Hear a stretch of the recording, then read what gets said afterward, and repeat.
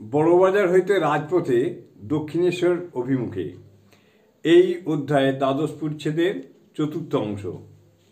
Master বিনীতভাবে যে আজ্ঞে। গাড়ি একটি দোকানের সামনে আসিয়া পড়িল। সেখানে কলকে বিক্রি হইতেছে। শ্রীরামকৃষ্ণ রামচাটুর্যে বললেন, রাম, 1 পয়সার কলকে কিনে লও না। ঠাকুর, একটি ভক্তের কথা কইতেছেন। শ্রীরামকৃষ্ণ, আমি তাকে বললুম কাল বড়বাজার যাব, তুই যাস। তা বলে কি জানো? আবার ট্রামের 4 পয়সা ভাড়া লাগবে। কে যায়? বেনিপালের বাগানে কাল গেছিল, সেখানে আবার আচার্যগিরি করলে। কেউ বললে নাই। সেখানে আবার আচার্যগিরি করলে।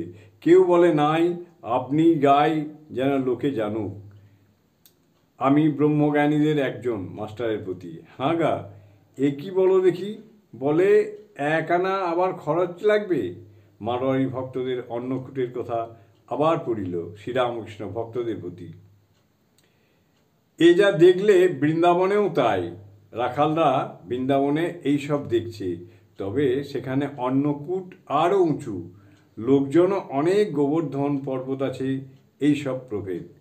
হিন্দু ধর্ম সনাতন ধর্ম, ঠাকুর বলছেন।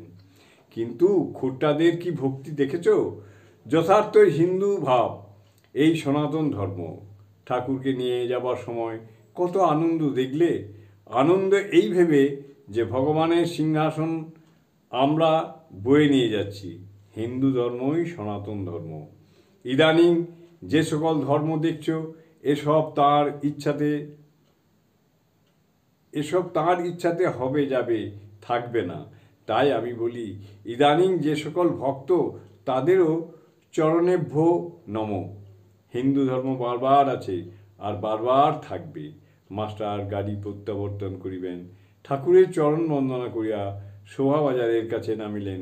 ঠাকুর আনন্দ করিতে করিতে গাড়িতে যাইতেছেন। ওং স্থাপকায় চ ধর্মস্য সর্বধর্মস্বরূপিণে অবতার বরিষ্ঠায় রামকৃষ্ণায় তে নমঃ। আজ শ্রী শ্রী কথামৃত পাঠ এখানেই সমাপ্ত। জয় ঠাকুর।